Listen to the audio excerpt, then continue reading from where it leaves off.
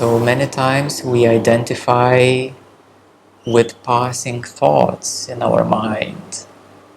And one day they're very positive thoughts, another day they're very negative thoughts, and therefore happiness is very difficult to be sustained. As we go deeper and deeper into ourself, we come to recognize more and more fundamental identity of ourself.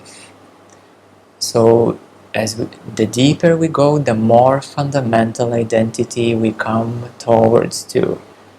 And at the very, very bottom, we come to know the pure consciousness, the natural state, as our true self.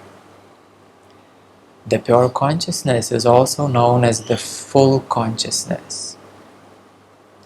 So I don't want to use any religious terms like God or even enlightenment is quite already heavily wrapped with beliefs of what is supposed to be.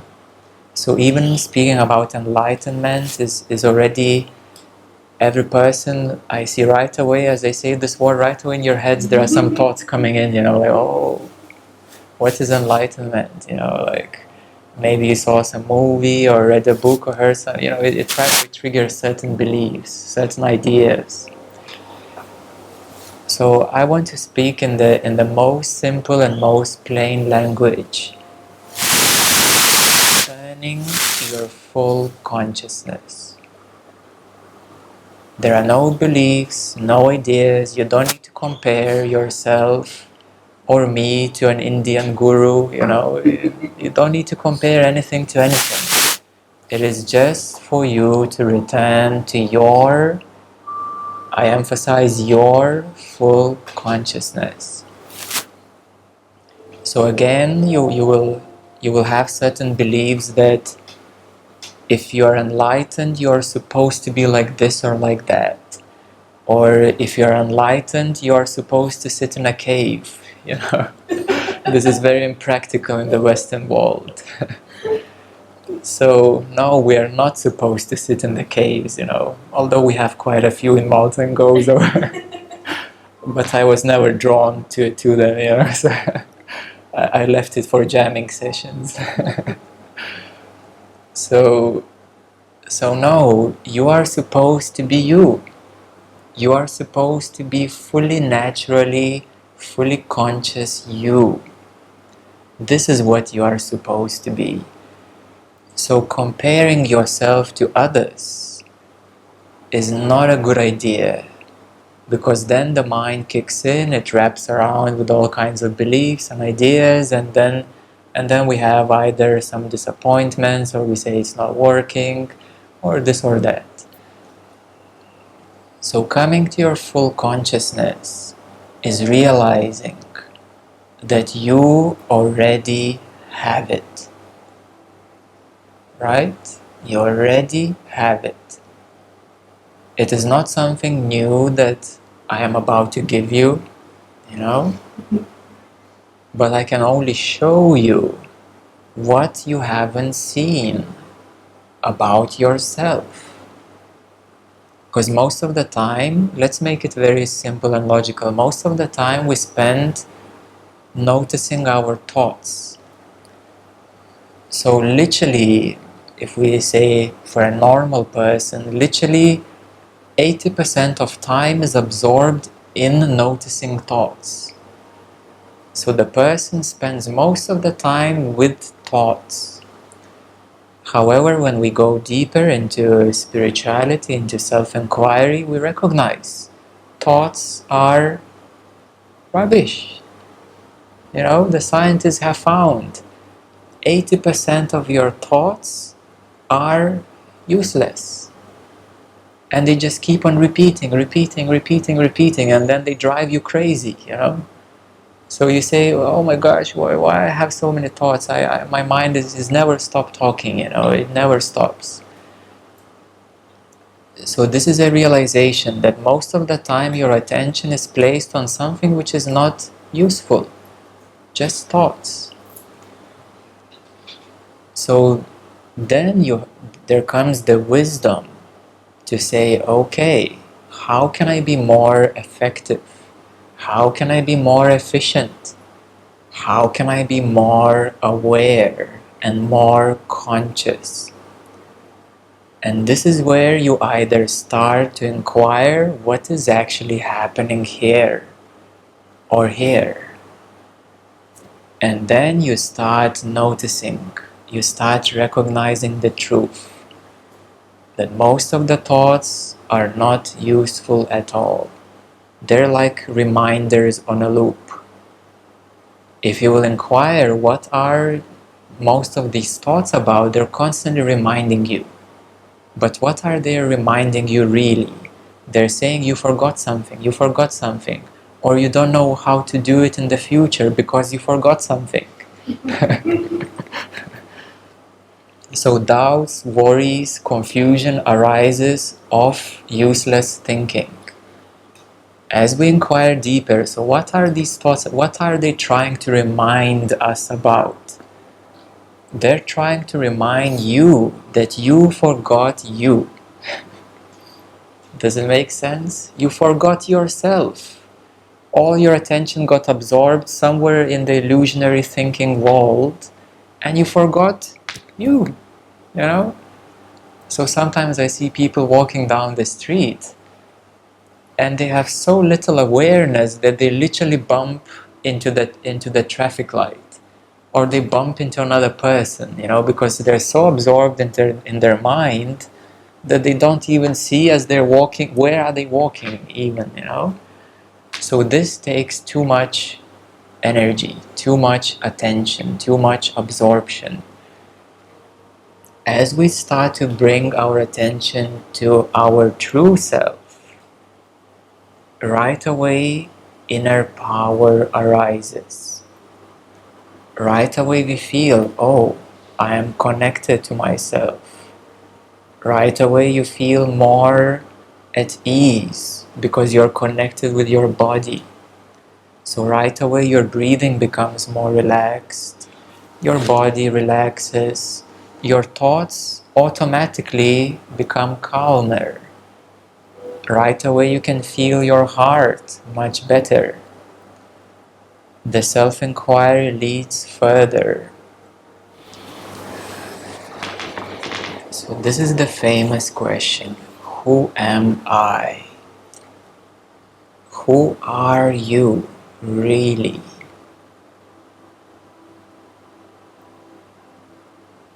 And right there I can say that you are not who you think you are.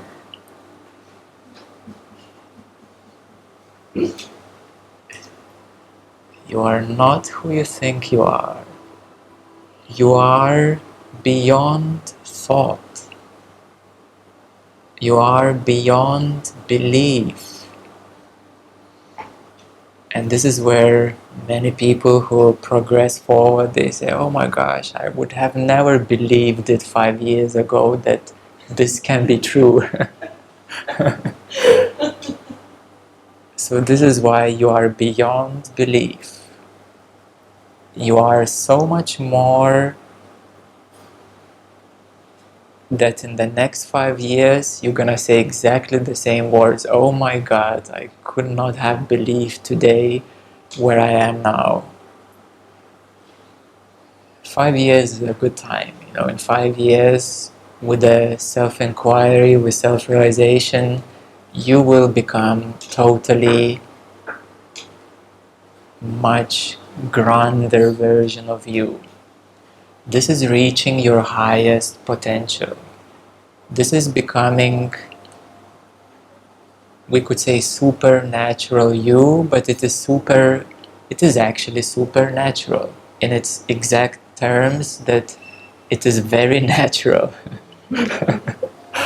It might seem as a supernatural because it is so huge, but actually it is very natural because you become fully natural completely. So that is again a bit paradoxical. They have to use that word. Yes. Yes. We can say very natural.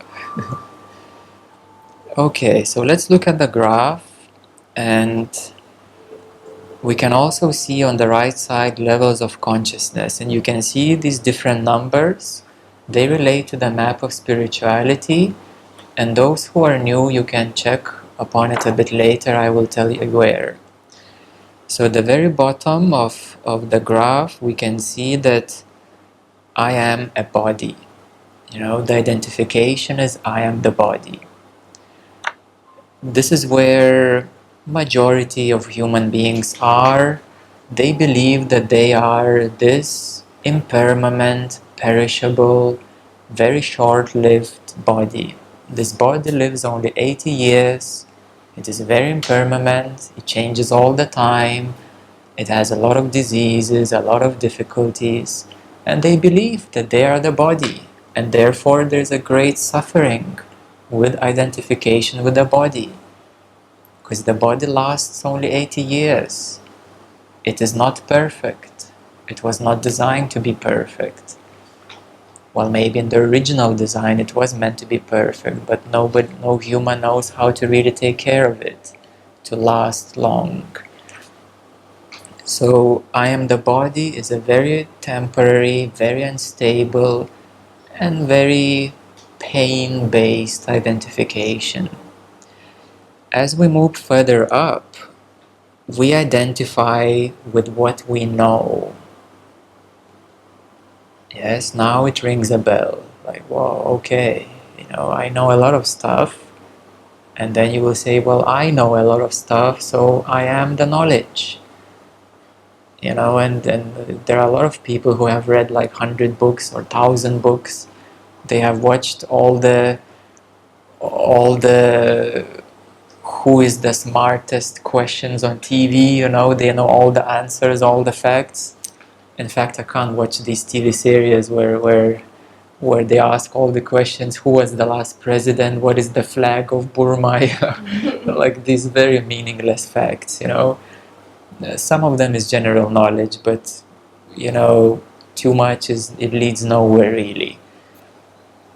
So knowledge is also very limited, because knowledge you accumulate from the time you were born to this moment. And if you identify with the knowledge, well, knowledge will be gone.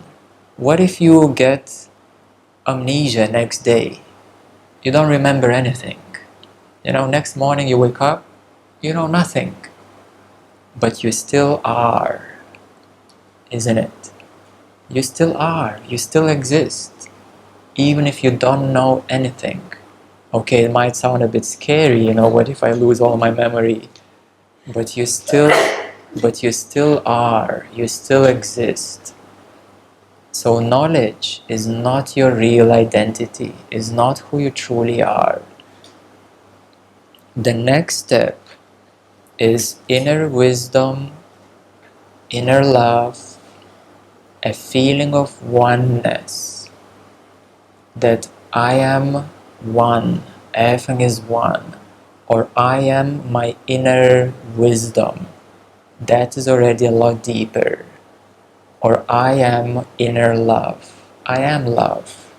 This is beautiful, yes? It is really beautiful place to be. It is beautiful place to identify with inner love. But then you will notice that life and other people are not there. That the world is causing trouble. And you have to find a place which is a lot deeper, a lot more stable, and where nothing causes you trouble. So then your inquiry goes deeper. I am presence. I am beingness. First step into presence, and I want to clarify this to paint a picture. First step of beingness, of presence, is to recognize your whole energy field. So you recognize that this is the body, this is the heart, this is the mind, these are the chakras, this is the aura, this is the kundelini, this is the electromagnetic field surrounding me, and I am all of that. Yes? This is called beingness. You recognize your, we could say, wholeness. So you see, you're no longer identifying with the few random thoughts.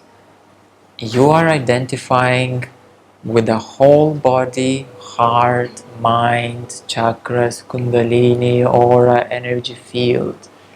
You are this presence. You are this presence.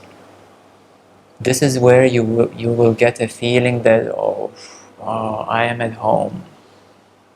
A very big relief, a very big sense that you are at home. Because your energy field is fully supporting you every moment to feel fully comfortable. So you become fully self-sustainable being, presence. Stepping further into 670 is to recognize that you are not only this being, this presence, but you are the whole field of presence. Because your attention draws further from your energy field into the collective or huge cosmic energy field. So then you start sensing that I'm no longer even this energy field, I'm the whole cosmic energy field. This is stepping into non-duality. And then you have a clear recognition there is no self, there is no doer, I'm not really only this, I'm this whole field of space, field of energy. That is also called cosmic consciousness. So you see how you expand to realize who you are. You know, from the linear thinking, linear random thinking, into the full cosmic consciousness. Amazing. This is why I'm saying it's beyond your belief. If it sounds to be far-fetched when you say, "Oh no, it's not for me," well, hold on. You might get a glimpse into it. You might actually come a lot quicker there than you think you can. Because the path can be very straight and very fast and very amazing. So the next step is I am ALLNESS. As you recognize that you are a cosmic being, a cosmic consciousness, so expanded you can nearly feel the infinity. This is why the ancestors say the universe, your grandma says, the universe is inside of you, The ancestors always were repeating that. Because it is actually, yes, inside you. You need to open it. So the next step is I am ALLNESS. Your attention, your awareness expands further from the cosmic energy field to envelop the whole universe, literally. And this is where you get a really deep sense that I am all, beyond description, beyond definition. I am all. I am everything. Amazing. This is amazing feeling. You start receiving so much knowledge, so much downloads, so much information that your mind cannot catch up with it. It says, slow down, I need time to process it. But your consciousness just keeps on downloading, keeps on expanding. So yes, you just keep on going. It just, so much knowledge comes, it's beyond, the mind cannot process it. So then the next step is the unknown, which is basically the dark side of the universe. Because space is dark, isn't it? You see one planet here, one planet there, one sun, a galaxy, but 90% is dark, is space. And beneath that space is the black dark matter, which is about 60-70% of the whole mass of the universe. So that then you step into that very deep void of unknown. And then you say, okay, let me step into that unmanifested energy. Because what you can perceive is already manifested. So you step into the unmanifested or into the unconsciousness. So basically you step very consciously into your unconscious sleep state. You know, when you sleep, you go to bed, you have a waking state, then you go into a light dream, then you go into a deep dream, and then everything is gone.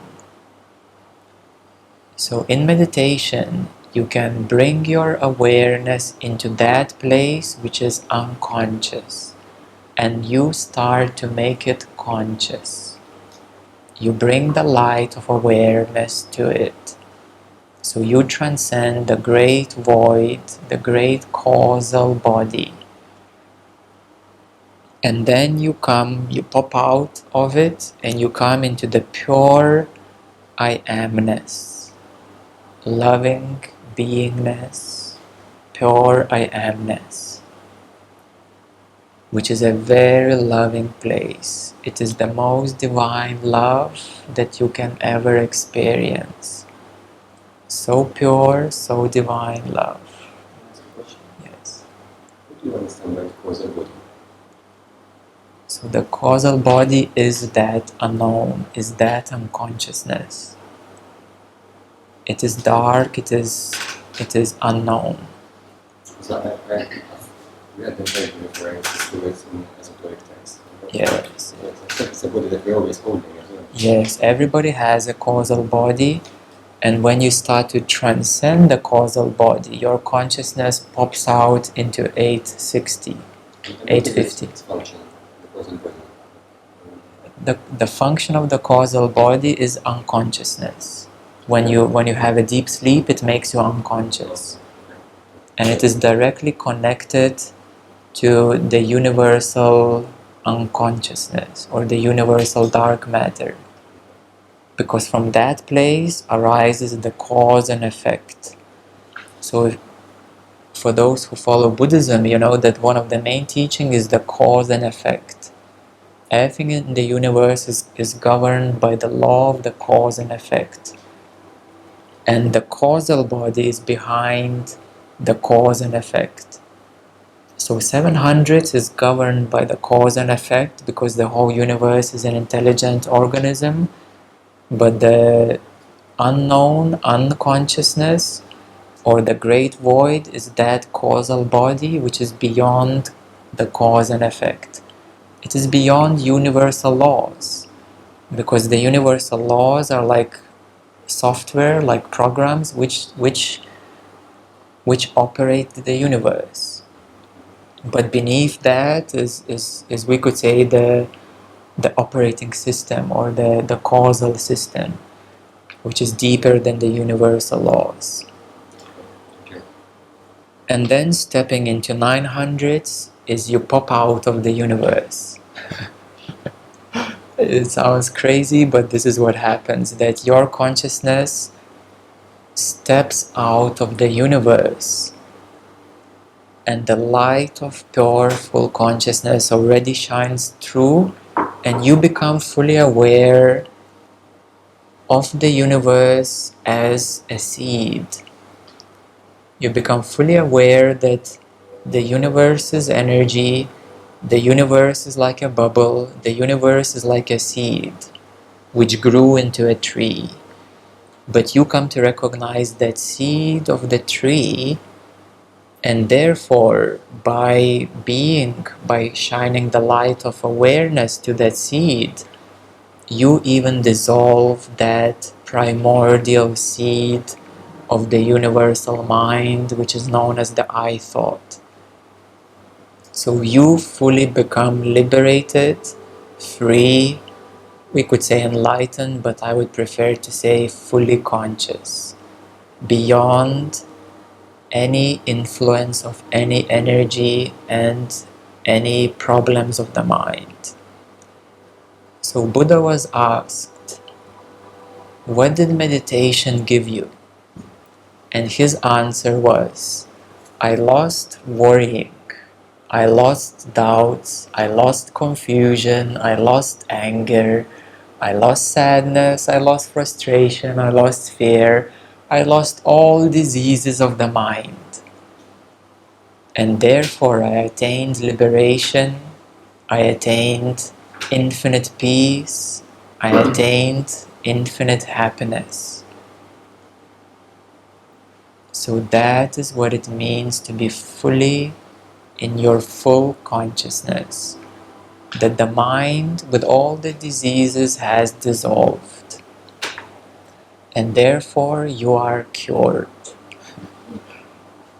There is no more any virus, there is no more any disease. You're cured, you're healthy forever, literally forever.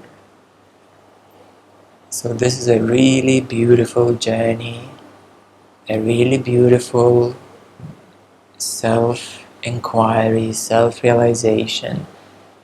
For some of you it sounds very unbelievable, for others it is very touchable, for others it is already very real. So in this room we have like a real big mixture. Some people are very high consciousness, like we have everything here, as the whole world. So this is why I wanted to show you this big picture, the whole picture of the whole thing, of how to become fully conscious being. Any questions? Yes. And where does that ownership of your side of owning you and how you interact with the world Yes. play here? Play here. Like healing, ownership of, Yes. maybe how you are with money, how you are in relationships, how you are in a home environment, what atmosphere do you give off? Yes. These are things that I'm really owning, and yet, I sometimes feel I'm looking back to try and address stuff that are playing out, I will answer it in two ways. Okay. Yes. In a simple way and in a more absolute way. So in a simple way is first follow self-realization that, oh, this is within me. Oh, this is happening. Second step is self-acceptance, which is exactly as you said, owning the experience, owning the emotion, owning the circumstance. So that is in the relative terms. In the absolute terms, you own everything and you own nothing. You own this moment already. Why? Because you're aware of it already. So you say, I'm owning my body and what I feel, but I'm saying you're owning everything. Because you're aware not only of your body, but also in your consciousness, this whole room is here, so you're owning it. I am here, so your consciousness is part of me. Everything is part of your current experience. You're owning the whole thing. And yet you're owning nothing. Because who is owning it?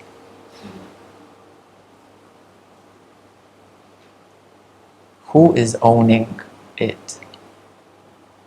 You will say I, but who is this I? That is an illusion. So who is owning it? And then you will realize that the universe is already flowing as it is. This body is part of the universe. It is not your body. You are consciousness. You are the consciousness. You own nothing, and yet you own everything. If you identify that I own this body, that creates suffering. If you're identifying I am owning these emotions, that is suffering, isn't it? So in the absolute way of seeing, you own nothing, yet you are everything, but you are free. You are untouchable. Untouchable freedom. Because this body is part of the universe. The universe already knows how to take care of things. The only task I have to do is to be fully conscious. That's it. And the whole universe will function in its own perfect way. It already put the whole solar system into the photonic energy field. The solar system has already moved into the new upcoming golden age. This is not a doing of human beings. It is the whole solar system which moved. The whole solar system is moved by the gravity of the central solar system, and that is moved by the gravity of the center of the galaxy. And the center of the galaxy is moved by the gravity of other interconnected galaxies. So everything is already happening without any human interference. The human interference is creating disharmony in the natural flow of the universe. So the ego came in and it said, this body is mine. Like it declared to God and to the universe that this body is mine. And then God said, oh my gosh, well, such a fool. Well, all right, suffer with it, Suffer with it, If you believe, if you have this wrong belief, then go on. Suffer until you will realize you're not it. That was wrong. That was a mistake. So, in a way, you own nothing. In a way, you are everything. But in truth, you are freedom. You are full consciousness.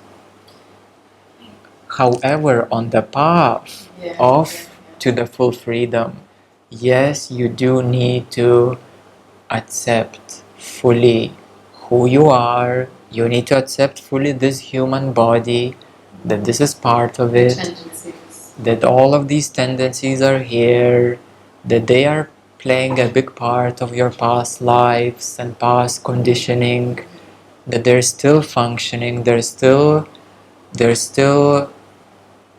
active inside you. So yes, you need to take full responsibility, full care, full ownership, full acceptance of them. So I don't want a spiritual bypass. I don't want to just go all the way up and I'm not carried a bit of baggage from this life. Yes. I don't, that spiritual bypassing really appeals to me. Yes. I really want to stand in my full ownership. Yes, the full ownership is really important in 600s, because this is where you cleanse the deepest conditionings which were attached to the soul. So therefore you can't escape it, you need to deal with it. The 600s is a bit tough game, and yes, it requires a lot of strength, patience. Yes, you need a lot of strength, a lot of patience, and a lot of presence to be with that, to own it, to accept it, to transcend it. Yes. And then when you kick into the first, second, third enlightenment, it becomes more and more easy to have it, too easier to transcend it, much easier to deal with it. So at first, this is 600 is really about patience. It's a test of patience. It's a test of patience. It's a test of inner strength to hold even the most craziest vibrations. And it's a test of strengthening your presence, to sustain these crazy high vibrations. So buckle up and keep on tight. Yes, this path is rough. It requires a lot of strength, but with it, your soul will become polished like a diamond. Yeah, that's what I hear. 600s. Yeah, it's beautiful. It's like, the charcoal is being compressed and polished, like, and then it becomes a diamond. So this is how it goes. And then you're gonna sparkle like a diamond.